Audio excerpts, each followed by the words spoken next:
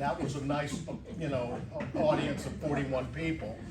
And I thought coming over here that, well, it's raining, so it's going to go down, you know, so I'll have less people, but I'll have less hecklers too. No.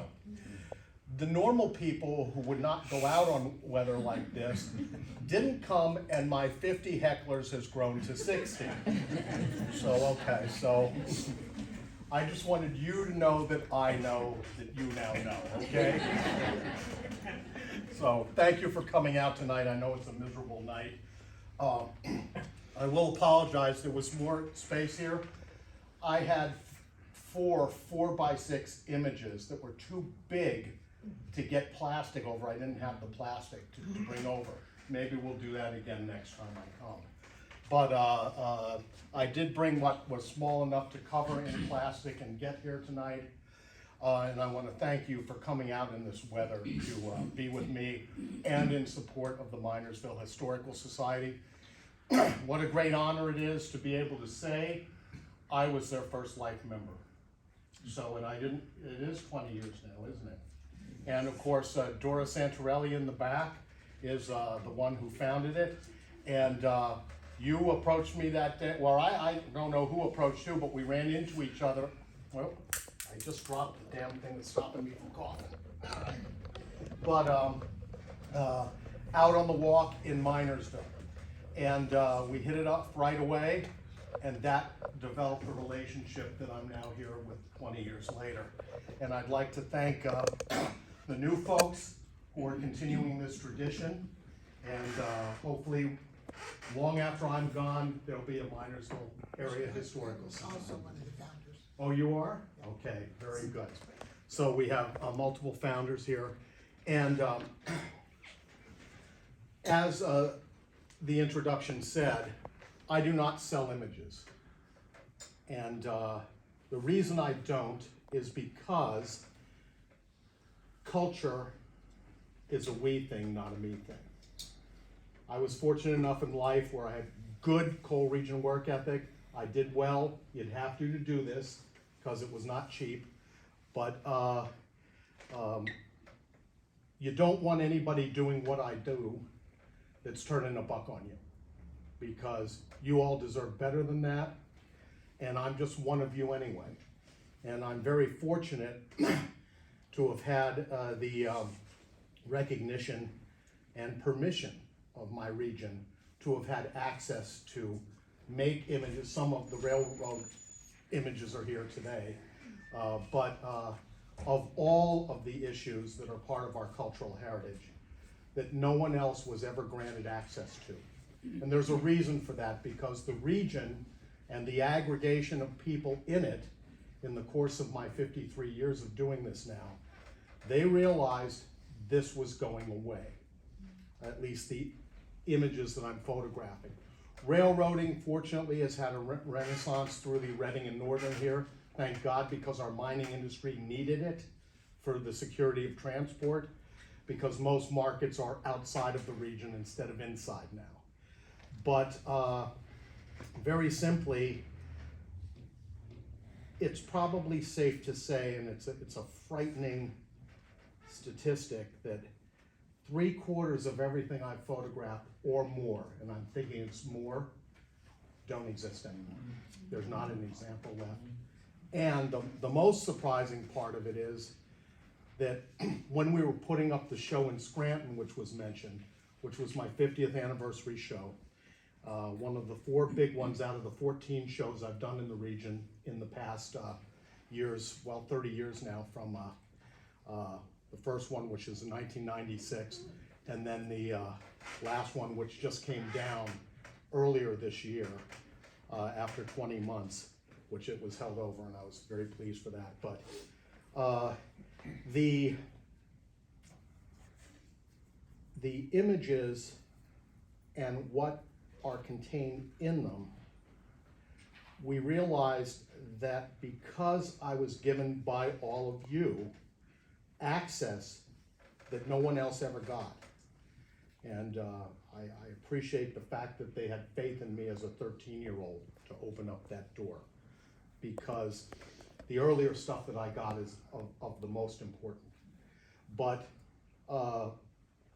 there were estimations when we put the show up that I probably, with what I shot, particularly on mine site, I may have been the only one to get maybe 20 to 25% of it. So, and that's an ominous figure that I was not aware of at the time, of course, because I was too involved in getting it done. And I appreciate that trust, and I hope that I've lived up to that with you guys through the years. To that end, I'm presenting the railroad images tonight. Mining, railroading, and iron making are the three tenets that are the essence of our cultural heritage. And by the way, you can say that about being the industrial trinity of Pennsylvania also, but it started here more than anywhere else in Pennsylvania. And now every single industrialized country across the globe, of course, has those three elements, or they wouldn't be industrialized. We did it first. Nobody even came close. We were already full-blown in that by the time the Civil War started. In fact, we were the largest mining and railroading center until late in the 1870s in this country. It's amazing. The statistics back that up. And the result of that is what made us. We did it earlier. We had so much immigration come in, and as they say, and I mentioned this with the presentation back in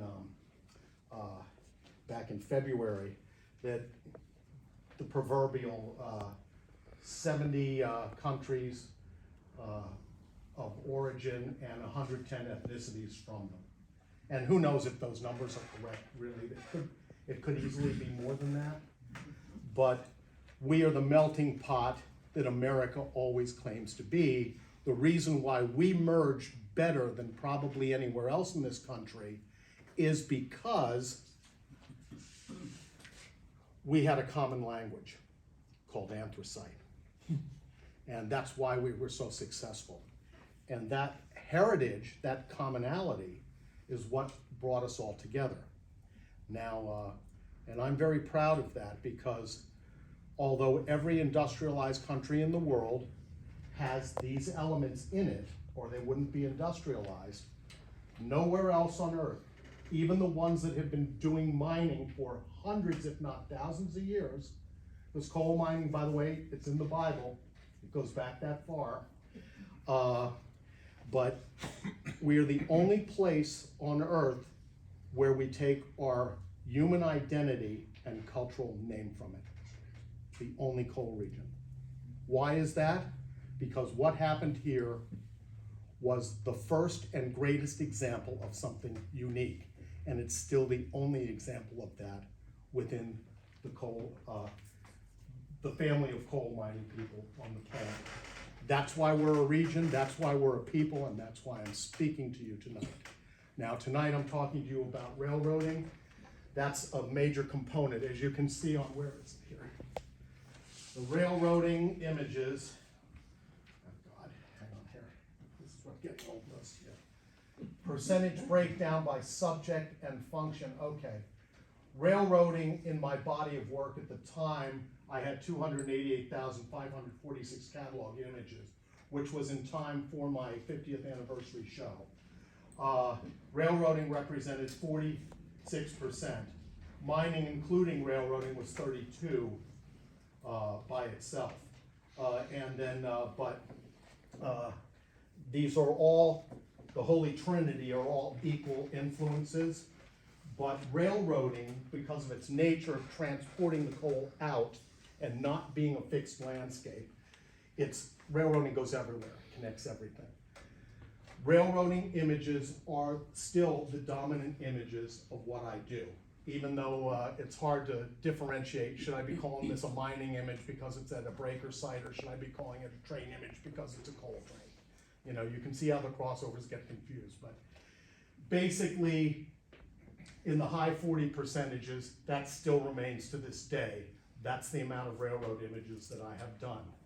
And for all of my, those who try to discredit me, which that's the heckling group here and all this, I just want to say, I'm going to keep taking train pictures until I get a good one, okay? So the hell with A good one. That's right, so, but, and I wish I had the big 4x6 foot prints here tonight that I would have liked, but you can't do that when it's raining like this.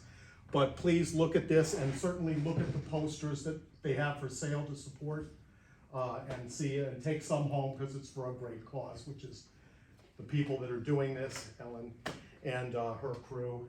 And please support them. And by the way, a lot of the railroad images that are out there has my 50th anniversary diamond on it and all that stuff. Okay, this may be the last year where I release them. Okay, just so you know, many of them will go away and never be offered again. Classic example is the big boy shot that we got earlier this year. That was July 2nd. And we also have the mate to it, which was the two diesel-powered units with the passenger train that was following along with it. That's in the same location, and the complimentary picture in the other room as well. So those of you who are collectors, you know, when you get a chance, if you see it here or at other historical societies around the region, please grab them now, because they will not be reproduced. Okay. Now, to that end, railroaders in the room. Do we have railroaders in the room? Bob, raise your hand. You're a railroader. You make sure steam engines keep going. Bob is also our 2026 Anthracite Cultural Person of the Year. So let's give it to Bob there. And Mr. Clay, who is from town here, I don't see him here tonight, but he's the 2021 Anthracite Cultural Person of the Year. Minersville's going to put out probably more by the time they're done, so I'm very proud of that. But you're a railroader. Why didn't you raise? What's the matter with you, Evan? All right. No, I'm a troublemaker. Well, yeah.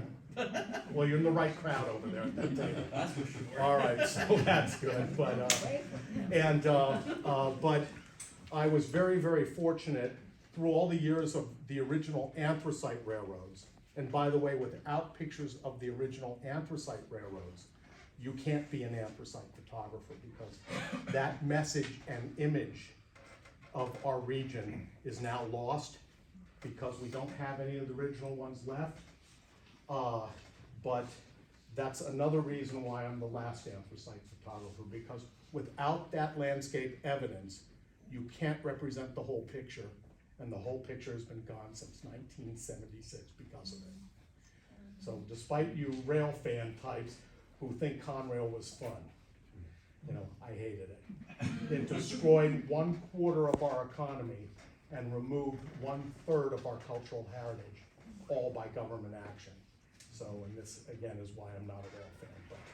But nonetheless, having said that, the Reading and Northern, and there are people who were on the Reading and Northern, there's a bunch over there, retired and active, who they were very, very good to me.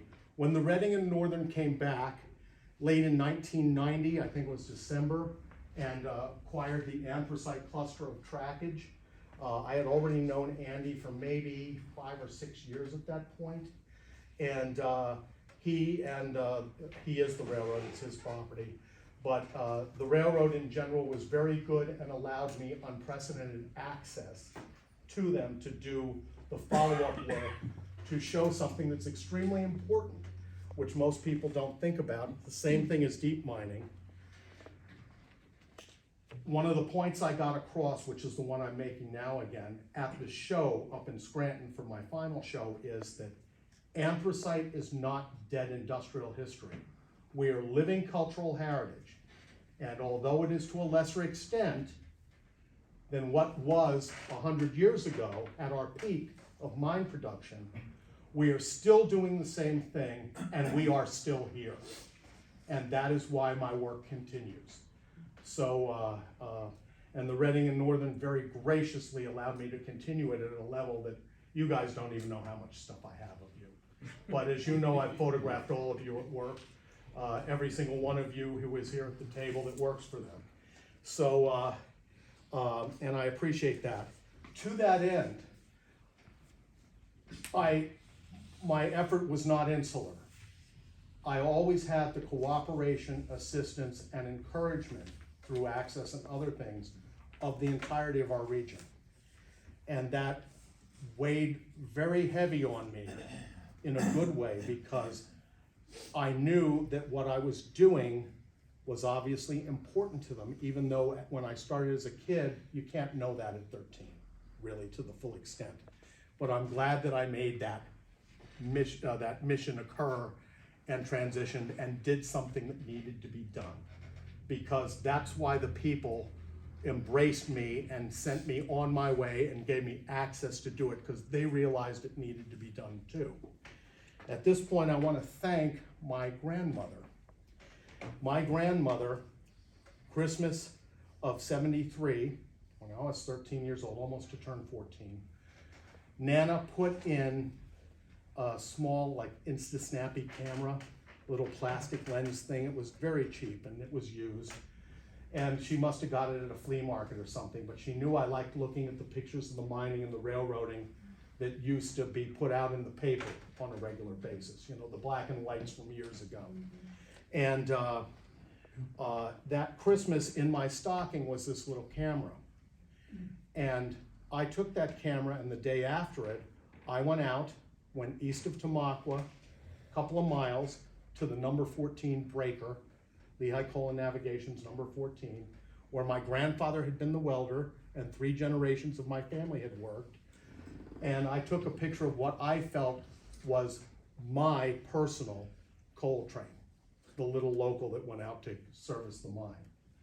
And here in 2015, that's the exact location that my first picture was made. And how many of you are here that went to my show up in Scranton? Oh my God, a lot of them. Thank you, and I'm glad you did. You saw then, at the very beginning of the timeline, you saw the first image that I made with that. If Nana had not given me that camera, I don't know that I would have ever been launched. Much as that, and I look back in hindsight, and that makes me afraid, because I'm very proud that my people honored me with access and allowed me to start this journey, which can now never be repeated. And that picture, so give a look at it. That is sacred turf. That's exactly where that train, years before that, what was that, 42 years before that, was shot. And it's still active today and still has the train go out to get coal there, thanks be to God. There's a continuity, which I never thought would last that long, and I'm glad I was wrong. Now, this other shot next to it, and that's why I know about this shot and what it says here, but this shot here, if I may.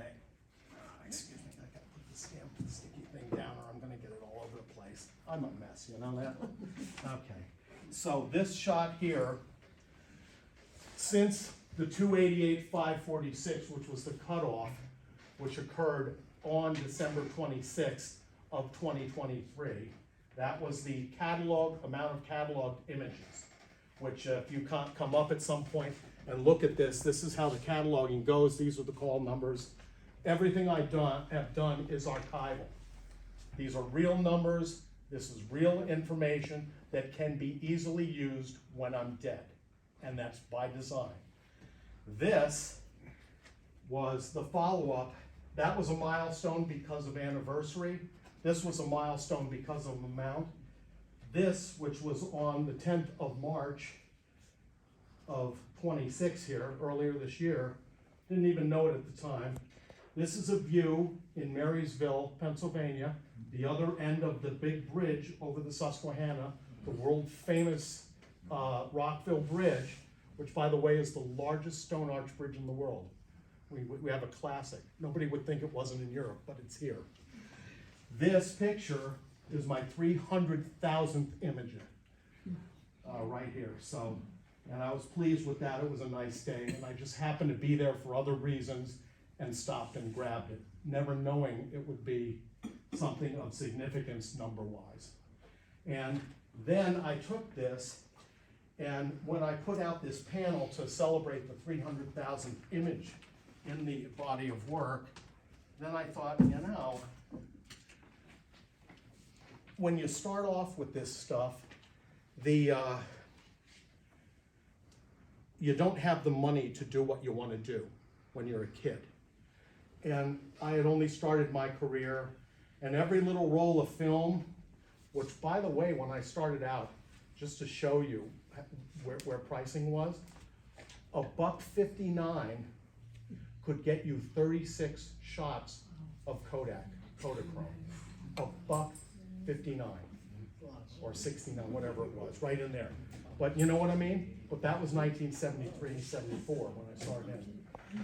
But as I've gone through time, of course, come an adult, you have a career, you have money to fund this and all. And what happened was I had, you know, increased dramatically the amount of pictures as I got more successful financially. Well, the second big thing that gave a boost was digital. I was forced to go digital. I was late going digital. I didn't do it till March 9th of 2008, when basically the decision was made for me. They stopped producing and developing my type of film, several of them that I did. Everyone who had told me for years, it's time for you to go digital, I had given them every excuse why I hated it. And by the way, I still do to a degree. There's no archival properties of digital film. I don't care if you burn it onto a disc. And by the way, hear this, folks, for those of you that want to keep things. It is a lie. It is technically impossible for something that holds a configure of basically electrons floating around to be archival. Digital is not archival. And everything I had done prior to this was as archival as black and white, which was good at it, and color Kodachrome would allow. But so that was my next big boost, because I can be the mad clicker. There's no tourist that is my equal when I'm out there and madly clicking around, whether it's trains or birds or whatever the hell it is. And that has skewed it, but I didn't know between the picture for the 300,000th, and I thought, if you would ask me, when did the 150,000th, when was I halfway here? I would have thought, well, geez, I know that I put out for this show that before I went digital, I had produced 74,000, so I thought, my God, 150's twice that, but when did it happen? And it's astounding to me that right here, this, the midpoint of all this photography and all this cataloging, was just 11 years ago. That's the power of digital when you put it in the hands of a mad clicker. So, but to good effect, as you can see. But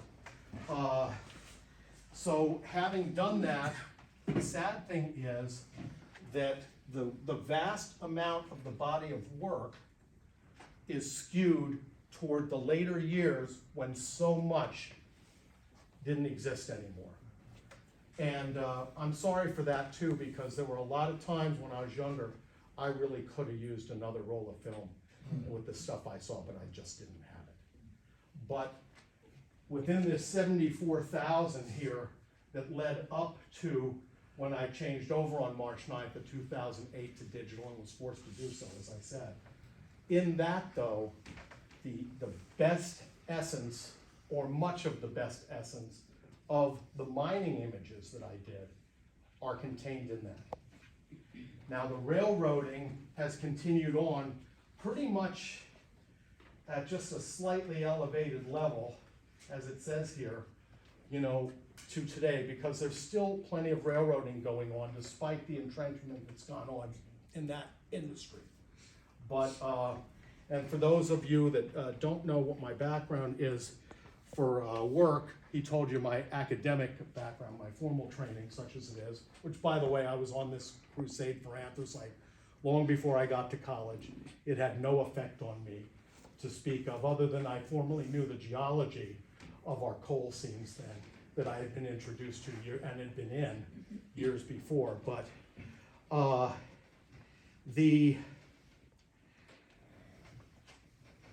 amount of images and the people that I have leading up to that continued into the digital era for about 10 years with the underground pictures, but they were definitely on the wane then.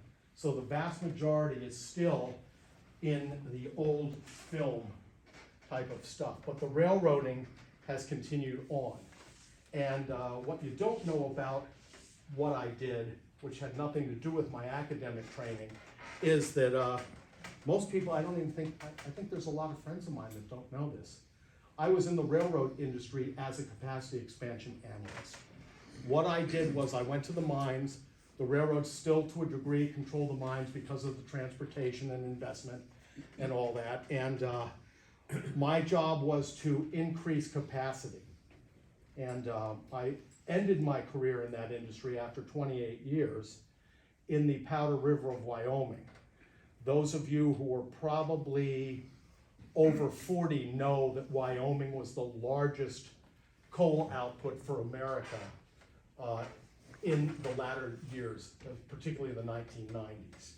Okay, anthracite was in the 1890s.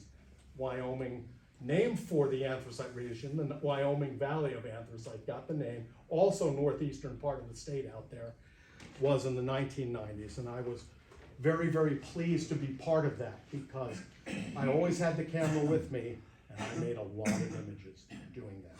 So you guys would love to see that sort of stuff, I'm sure. Now,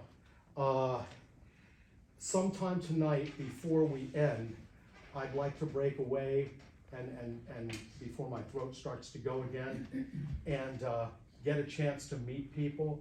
We did that last time and I appreciate that. I always like seeing the people that come out. But before it's too close to the end. And I don't know, what is our time here? I've been speaking for half an hour here. So I'm sure you're tortured enough, but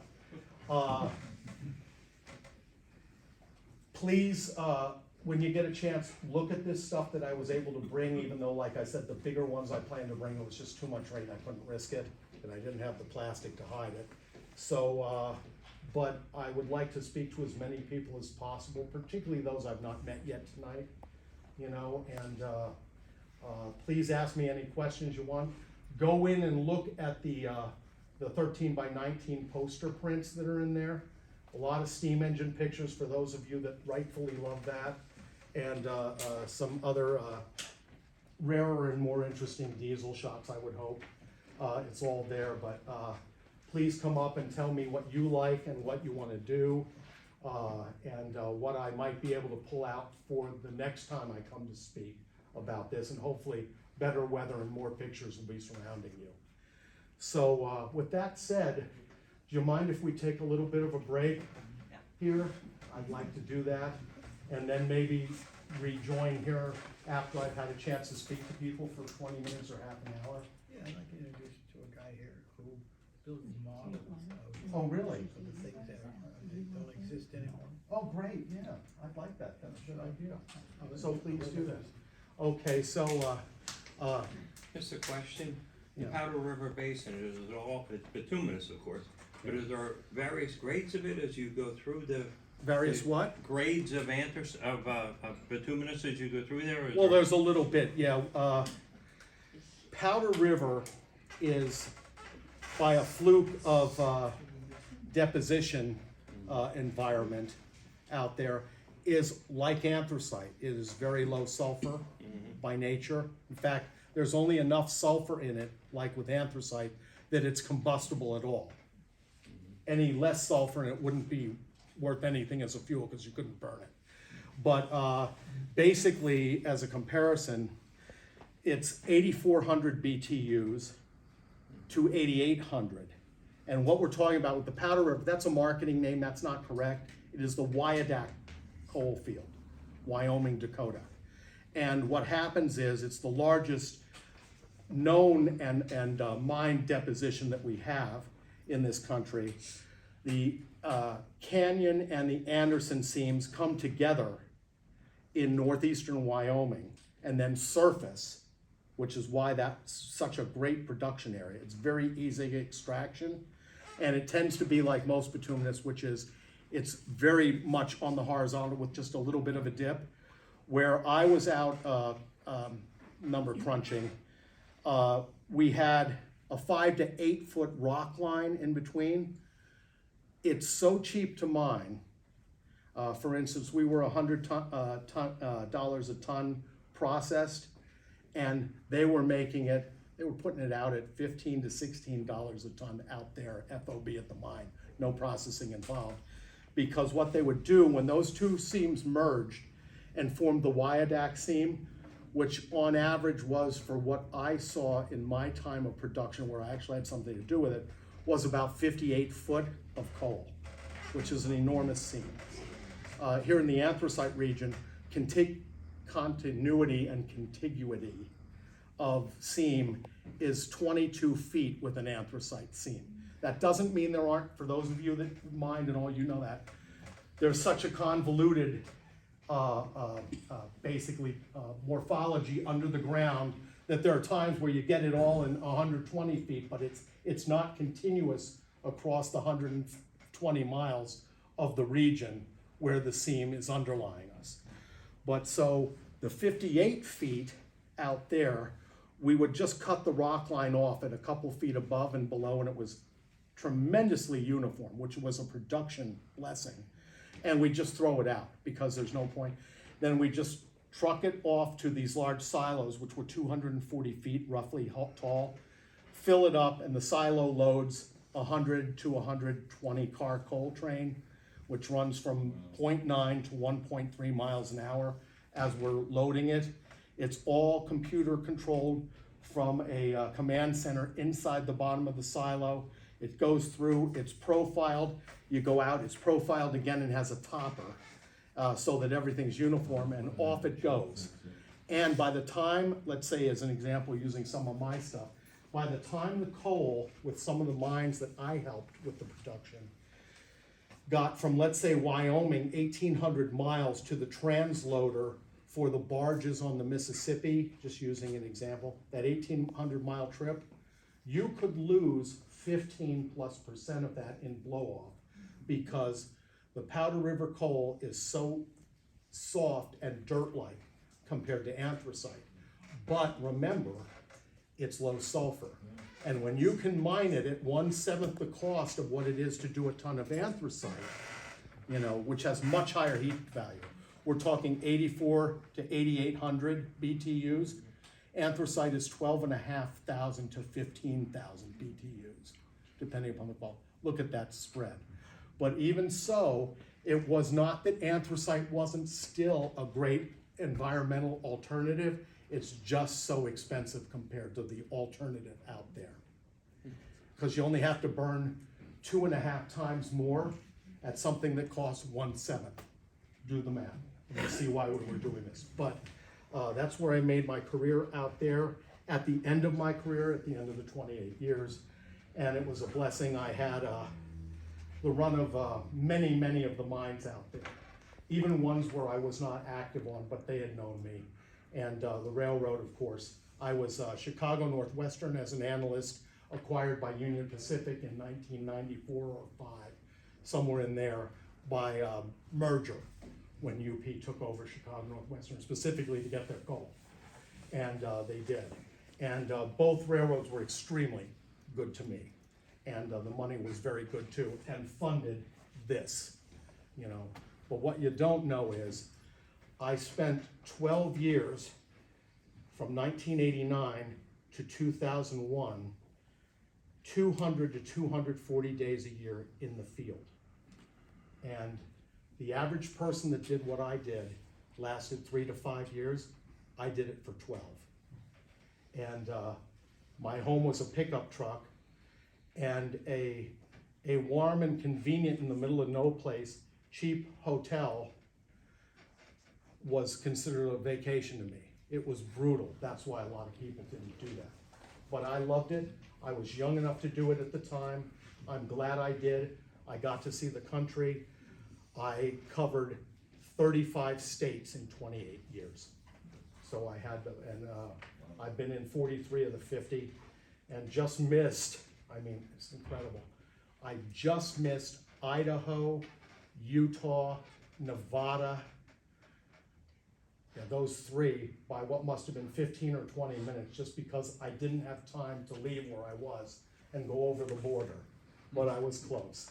So maybe it might have been 38 states instead of just 35 if I'd been luckier. But just like with everything when I photographed you folks for this entirety of the 53 years, the gift was the journey. And I was the most fortunate of all people to be the recipient of that, so especially here at home. So thank you for giving me that. And I hope I have given you back what I promised I would when I was 13. Let's take a break. Okay. So, all right. Hi, folks. Anything you purchase goes to the benefit of the Historical Society. Please fill up on the coffee and the refreshments. Talk to Scott one-on-one if you like. Any questions about the Historical Society, talk to Ellen or any member. And we're glad to help you out. Thank you again for coming.